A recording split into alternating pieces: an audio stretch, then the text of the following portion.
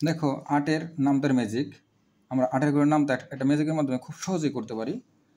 আমরা এই উপর থেকে নিচের দিকে এই 0, 1, 2, 3, 4 এ পর্যন্ত গুনবো, আবার 4 থেকে আবার রিপিট লিখবো 4, 5, 6, 7, 8।